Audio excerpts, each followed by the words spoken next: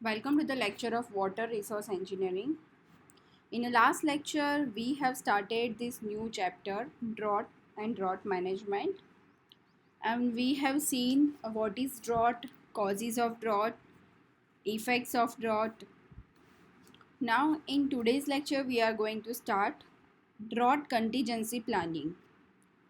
So, what is drought contingency planning? So, drought is considered by many people to be strictly a natural or a physical event. So this view of a drought provides a little, if any, opportunity to alter the impact of a drought through the application of an appropriate drought management technique. In reality, drought has a both physical and a social components, and it is essential that water managers and decision makers understand. So it is a critical that the people inhabiting each geographic region understand their exposure to the drought hazard. For example, probability of a drought occurrence at a various severity levels. However, the risk associated with the drought for any region are products of both the region's exposure to the events and vulnerability of its society to drought at a point in a time. For example, population changes, population shift, demographic characteristics, environmental awareness, level of technology, wisdom, and applicability of government politics, land management, and social behavior. So these all things includes in a drought contingency planning. So let's start this topic. The the contingency plan themselves are likely to consist of following elements. So in this we have to do this following work: the provision of a credit or a cash or a food for work, maintaining the water supply for animals and humans, provision of emerging gazing emergency gazing, maintenance cereal availability, human and livestock health services provision. सो ये सारी चीज़ें हमें इसके under में provide करनी पड़ेगी. ये सारे elements we should follow. Support for the private sector, flexible taxation system that do not tax pastoral population during the drought, providing a fodder for the drought affected stock. Drought contingency planning must allow the implementation of these three kinds of measures, right? तो हम जो कर रहे हैं जैसे drought planning या drought contingency planning, drought management, तो उसके अंडर में ये तीन चीज़ें होनी ज़रूरी है. क्या क्या चीज़ें हैं? Mitigation, relief and rehabilitation, right? So what is mitigation? So to minimize the impact of a drought on a livelihoods, we have to mitigate these people, right? Relief for the welfare of these made destitute by a drought, and rehabilitation of a pastoral productions system in a aftermath of drought. So drought contingency planning for a drought protection. So mitigation और relief includes, mitigation और relief जो है उसके अंदर क्या क्या आएगा? So it includes an overall drought policy, setting out of a plans, objectives of minimizing the impact of a drought, a set of plan or a specific mitigation, relief and rehabilitation measures. Dams. So many dams are there. Associated reservoirs supply additional water in a times of drought, right? तो ऐसे जो dams है हमारे पास, तो उस dams में से हमें क्या करना पड़ेगा? पानी हमें जो ड्रॉट प्रोन एरिया है वहाँ पे प्रोवाइड करना पड़ेगा. Cloud seeding. So cloud seeding is an artificial technique to induce the rainfall, right? So हमें ये क्लाउड सीडिंग वाली जो टेक्निक है उसको यूज़ करके आर्टिफिशियल रेन जनरेट करना पड़ेगा. उसके बाद नेक्स्ट है desalination of a sea water for irrigation और कंजप्शन। सो जो ड्रॉन प्रॉन एरिया है वहाँ पे अगर हमारे पास सी वाटर अवेलेबल है तो हमें उसको डीसलाइनेशन करना पड़ेगा फॉर इरिगेशन पर्पस के लिए और कंजप्शंस के लिए। उसके बाद नेक्स्ट है drought monitoring. So continuous observation of rainfall levels and comparison with current usage levels can help prevent a man made drought, right. जो हम बारिश होती है उसका लेवल कितना है उसका हमें ऑब्जर्वेशन रखना पड़ेगा और चेक करते रहना पड़ेगा कि कितना रेनफॉल हो रहा है, उसका वाटर लेवल कितना है, उस अभी करंट यूसेज कितना है हमारा। उस ये सब करने से हम लोग क्या कर पाएंगे, जो मैन मेड ड्रॉट है उसको हम लोग कंट्रोल में कर पाएंगे, ठीक है। Land use. So carefully planned crop rotation can help to minimize the erosion and allow farmers to plant less water dependent crops in a drier periods, right। हम लोग अगर क्रॉप रोटेशन वाली एक टेक्निक्स होती है कि जिसमें हम लोग सेम लैंड पे अलग अलग टाइप के क्रॉप ग्रो कर सकते हैं। हमें वो केयरफुली प्लान करना पड़ेगा कि कौन सी सीज़न में कम पानी आता है, मतलब रेन वाटर कम है या फिर हमारे पास पानी कम है तो हम कौन सा क्रॉप वहाँ पे ग्रो कर सकते हैं। With the planning we have to use that particular land. Outdoor water, so use a restriction and regulating the use of sprinklers, hose or buckets on outdoor plants, filling pools and other water intensive home maintenance task। हमें ये सारे task के ऊपर ध्यान रखना पड़ेगा। Rain water harvesting techniques हमें provide करनी पड़ेगी। what is rain water harvesting techniques? Rain water harvesting technique is a collection and storage of a rain water from a roofs or other suitable catchments, right।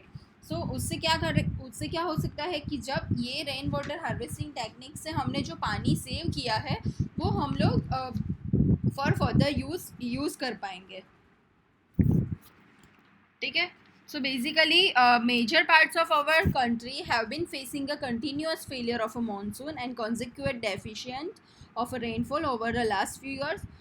Also due to ever increasing a population of India, the use of groundwater has increased and leading to a constant depletion of groundwater level, causing the wells and tube wells to dry up।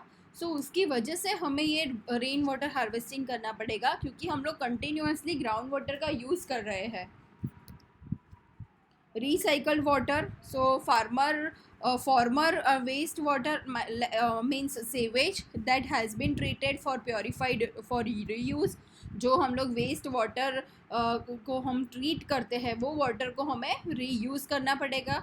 Relief works provide करने पड़ेंगे जैसे कि building canals और redirecting rivers as a massive attempts at irrigation, construction of earthen roads, renovation of a village ponds, ये सारी चीज़ें हमें करनी पड़ेगी।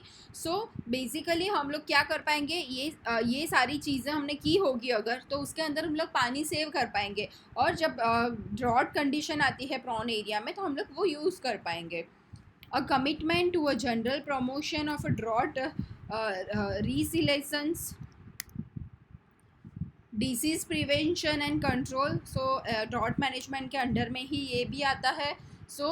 Much may be done to reduce the impacts of a disease on a livestock both before and during the drought। These plans have yet to be fully tested and it will be interesting to observe the speed of our response when the emergency occurs। History of a drought। अगर हम लोग यहाँ पे देखें 1801 से लेके 1830 तक तो ये इतने सारे मतलब टोटल 6 ड्रॉट मतलब 6 ईयर्स ऑफ ड्रॉट आए थे यहाँ पे। अगर हम लोग 1831 से लेके 1860 का देखें तो 32 में ड्रॉट कंडीशन थी, 33 में थी, 37 में थी, 53 में थी और 60 में भी थी। अगर 61 से लेके 90 तक का ऑब्जर्व करें तो वहाँ पे भी 6 कंसेक्यूटिव ईयर में हमें ड्रॉट फेस करना पड़ा था। 91 से लेके अगर 1920 तक देखें तो वहाँ तब तक हमने 10 टाइम्स ड्रॉट फेस किया था। 21 से लेके 50 का देखें तो हमने 2 टाइम्स ड्रॉट कंडीशन को फेस किया है. These are the prone to drought areas. So drought in Maharashtra, Aurangabad, Nanded, Latur, Jalna, Beed, Prarambhani, Osambabad, Hingoli. So ये सारे drought areas है. Drought in Karnataka, you can see Bikaner, Jaisalmer, Gujarat, Saurashtra, dead land of Rann of Kutch. Drought in Andhra Pradesh, drought in Odisha. So these all are the areas where we have faced drought condition in our past consecutive years. So basically we have to use these different techniques. We have to use this drought contingency and planning drought management technique, and many of the management alternatives available to the water suppliers to prepare and respond to a drought events fall into two different categories, like demand management and supply augmentation. If we see this demand management, then public information and education campaigns, हमें ऐसे public को information देनी चाहिए, ऐसे ऐसे campaigns रखने चाहिए कि जिसकी वजह से हम लोग पब्लिक को अवेयर कर पाए कि अभी ड्रॉट कंडीशन है तो हमें पानी या अदर चीज़ें हमें देख के यूज़ करनी पड़ेगी. इमरजेंसी कंजर्वेशन प्रोग्राम्स रखने चाहिए. वाटर सर्विस रिस्ट्रिक्शंस देने चाहिए, लाइक पानी जो हम लोग सप्लाई करते हैं तो वो लिमिटेड टाइम के लिए और लिमिटेड पीरियड के लिए हम लोग पानी सप्लाई करें. Restriction on a non essential use of water, जैसे गार्डनिंग और ये सारी चीज़ें होती है जो नॉन एसेंशियल चीज़ है, तो उसके ऊपर रिस्ट्रिक्शन रख देना चाहिए कुछ टाइम के लिए जब तक हम लोग ये ड्रॉट कंडीशन को फेस कर रहे हैं. प्रीहेबिलेशन ऑफ सिलेक्टेड कॉमर्शियल यूजेस, जब तक ड्रॉट कंडीशन है तब तक जो पानी हम लोग यूज़ कर रहे हैं उसके ऊपर भी डिफरेंट टाइप के रिस्ट्रिक्शन रख देने चाहिए. ड्रॉट इमरजेंसी प्राइसिंग रखनी चाहिए. वाटर रोटेशन प्रोग्राम्स रखने चाहिए. Improvements in water system, for example leak detection find out करना चाहिए कि कहाँ पे लीकेज हो रहा है. Lining of transmission canal check करनी चाहिए कि emergency sources of supply check करने चाहिए, जैसे कि इंटर कनेक्शन कहीं पे है, नई वेल्स कोई जगह पे अगर ड्रिल करके पानी मिल रहा है तो वो हमें चेक करना चाहिए. Management of available water resources, जो हमारे पास ऑलरेडी है जो पानी, तो उसका हमें मैनेजमेंट करना चाहिए. So in a summary, increased emphasis can should be placed on a drought mitigation, right. So ये सारी चीज़ें हमें फॉलो अप करनी चाहिए. सो बेसिकली जो इंडिया के अंदर ड्रॉट डिक्लेरेशन प्रोसेस है वो कैसे है, तो सबसे पहले rainfall measurement in taluka and district level check किया जाता है. उसके बाद क्रॉप वेदर वॉच ग्रुप के पास जाते हैं. उसके बाद district collector monitors his districts, जो डिस्ट्रिक्ट कलेक्टर होता है वो अपने डिस्ट्रिक्ट को मॉनिटर करता है. State level drought is watch by a state relief commissioner. उसके बाद एस्टिमेशन ऑफ लॉसेस होते हैं कि ये ड्रॉट आया तो उसकी वजह से कितना एरिया अफेक्ट हुआ था, कितने लॉसेस हुए हमें, उसका डिक्लेरेशन होता है. उसके बाद वेरिफिकेशन बाय फेडरल टीम्स, जो फेडरल टीम्स होती है वो उसको वेरीफाई करती है. और उसके बाद relief quantum is declared, right. तो इंडिया के अंदर ऐसे टोटल फॉलो होता है ड्रॉट डिक्लेरेशन प्रोसेस. और ड्रॉट मैनेजमेंट साइकिल कैसे चलती है, तो सबसे पहले माइटिगेशन होता है, मॉनिटरिंग होता है, डिक्लेरेशन होता है, रिस्पॉन्स होते हैं, उसके प्रिवेंशंस होते हैं. सो ये सारी चीज़ें फॉलो होती है. अब वाटर कंजर्वेशन हम लोग कैसे करते हैं, उसकी वाटर कंजर्वेशन की नीड क्या है. So there are several reasons और points which will stress that there is an immediate need for a water conservation, and some of them are discussed in this chapter. So basically हम लोग क्या करते हैं water conservation के लिए. So basically in our country major areas which are forcing us to go for conservation like variation in rainfall. हमें क्यों करना चाहिए वाटर कंजर्वेशन? क्योंकि हमारे जो कंट्री के अंदर रेनफॉल होता है वो उसका वेरिएशन मतलब वो चेंज होता रहता है. उसके अंदर मतलब लाइक ऐसा नहीं होता है कि एवरी ईयर इतना पानी होता ही है, इतना रेनफॉल होता ही है. वो रेनफॉल की इंटेंसिटी में भी चेंज आता रहता है, उसका रेनफॉल पीरियड में भी चेंज आता रहता है. तो basically there is very large variation in a rainfall. Areas of water shortage, we have so many areas where we have to face a water shortage here. Uncertainty of precipitation. So ये 3 चीज़ें हैं main कि जिसकी वजह से हमें water conservation करना चाहिए. So basically if we see variation in a rainfall, then there is a large variation in a rainfall from season to season, time to time and place to place, right? So the annual average rainfall in the northeast is almost 100 times of the annual average in a western part of India, right? So इतना सारा variation होता है. सो उसकी वजह से हमें water conservation और water augmentation करना चाहिए. Basically areas of water shortage अगर हम लोग देखें तो there are some location in our country where there is a minimum rainfall, right? 9% of total area है जहाँ पे लेस देन 500 mm जितना पानी लाइक रेनफॉल होता है. So these region are called as a rigid region or arid region, right? In these areas even during a good rain year, जो good rain year होता है उसमें भी rainfall is not sufficient to grow one good crop, right? So इसीलिए उसको arid region बोलते हैं. So there is a average rainfall in the range of 500 to 1000 mm only.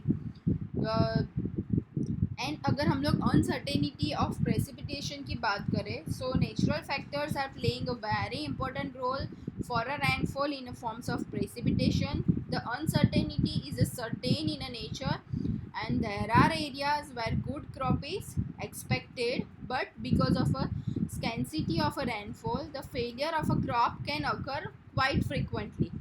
So these areas are known as a drought, right? These areas are known as a drought prone areas. So these areas are also face problems of failures of a crop, but season is opposite in nature. So basically हमें क्या क्या measures करने चाहिए for a conservation of a water. So water conservation measures can be grouped into three different categories like domestic conservation, industrial conservation and agricultural conservation. अगर हम लोग domestic conservation की बात करें तो सबसे पहले हमें चेक करते रहना चाहिए कि हमारे घर में कहीं पानी का लीकेज तो नहीं है ना. अगर कहीं पे लीकेज है तो हमें उसको रिपेयर करवाना पड़ेगा. सेकंड है avoid flushing the toilet unnecessary, right? हम लोग बार बार अननेसेसरी फ्लशिंग करते रहते हैं टॉयलेट में, तो वो हमें अननेसेसरी फ्लशिंग को अवॉइड करना है. Turn off water while brushing teeth, right? कुछ लोग ऐसे होते हैं कि ब्रश करते टाइम भी पानी का नल चालू रखते हैं. तो जब आप ब्रश कर रहे हो तब आप नल को बंद कर दीजिए. For saving the use mug rather than using a running water, right? हमें सबसे पहले मग का यूज़ करना पड़ेगा रनिंग वाटर की जगह पे. Close faucets while shopping and rising clothes, right? Keep overflow valve in a overhead tank. अगर हमारे पास ओवरफ्लो वाल्व होगा तो रोज़ रोज़ जो पानी टंकी फुल हो जाने की वजह से गिरता है तो वो नहीं होगा. अगर हमारे पास ओवरफ्लो वाल्व लगाया हुआ होगा तो ऑटोमेटिकली वो पानी को बंद कर देगा. Use a waste water of clothes to clean the floor. ठीक है, हम लोग जो पानी वॉशिंग के लिए यूज़ करते हैं कपड़े वॉश करने के लिए, उसके बाद जो लास्ट वाला पानी बचता है उसी से अगर हम लोग फ्लोर क्लीन करें तो पानी बहुत सारी पानी सेव हो सकता है. Use waste water in a flush के अंदर जो वेस्ट वाटर है उसको ही यूज़ करो. Operate automatic washing machine when it is fully loaded, right? हमें ऑटोमेटिक वॉशिंग मशीन का यूज़ करना पड़ेगा. While going outdoor turn off the main valve for the water, ठीक है, हम अगर कहीं बाहर जाए तो क्या करेंगे, मेन वाल को ही बंद कर देंगे। सो उसकी वजह से क्या होगा कि कहीं लीकेज हो रहा है या फिर कहीं पे नल हमने खुला छोड़ दिया है तो वहाँ से पानी लीकेज नहीं होगा। Develop habit of monitoring a water meters, water meter को मॉनिटर करने की हैबिट हमें एक रखनी चाहिए। Minimise the grass lawns in your yard because less grass means water saving, right. अगर हम लोग गार्डनिंग कम करेंगे तो पानी भी हम कम प्रोवाइड करेंगे वहाँ पे। Don't over water your lawns, हमारी जो लॉन है उसके ऊपर ज़्यादा पानी नहीं डालना चाहिए। Don't wash flush with the hose, use a sprinkler system in your garden, garden में अगर हम लोग स्प्रिंकलर सिस्टम यूज़ करेंगे तो पानी कम वेस्ट होगा। अगर हम लोग इंडस्ट्रियल कंजर्वेशन की बात करें तो उसके अंदर हमें क्या क्या करना चाहिए। So install a water treatment plant in a factory for treating a waste water, right. जो वेस्ट वाटर निकल रहा है उसको ट्रीट करके रीयूज़ कर पाए वैसी ट्रीटमेंट प्लांट प्रोवाइड करना चाहिए। हमें कूलिंग वाटर के लिए जो पानी यूज़ किया है उसको भी रीयूज़ करना चाहिए इन इरिगेशन पर्पस और gardening. Use such a cooling system which require less water, ठीक है, हम लोग जो कूलिंग सिस्टम यूज़ कर रहे हैं उसके अंदर कम पानी जाए वैसी सिस्टम यूज़ करनी चाहिए। Developed a new plant process which require less water, use equipments which require less water, conduct a regular surveys and examinations to find the ways for conserving the water, don't use water for washing driveways, washing trucks, right, उसके लिए बहुत ज़्यादा पानी use नहीं करना चाहिए। It is a good idea to install a high pressure but low volume spray nozzles, right. हमें high pressure की लेकिन लो वॉल्यूम आए वैसी स्प्रे नोजल्स यूज़ करनी चाहिए। Reuse the water when it is discharge from a various processes. Check the efficiency of your water equipment on a regular basis. So ये सारी चीज़ें हमें ध्यान रखनी है अंडर द इंडस्ट्रियल कंजर्वेशन। और अगर हम लोग एग्रीकल्चरल कंजर्वेशन देखें तो हमें क्या करना चाहिए, हमें ऐसी इरिगेशन के मेथड यूज़ करनी चाहिए जिसके अंदर पानी कम से कम यूज़ हो, जैसे कि ड्रिप इरिगेशन है, स्प्रिंकलर इरिगेशन है। Conservational flooding method of irrigation should be discouraged, right, हमें वो यूज़ ही नहीं करनी चाहिए।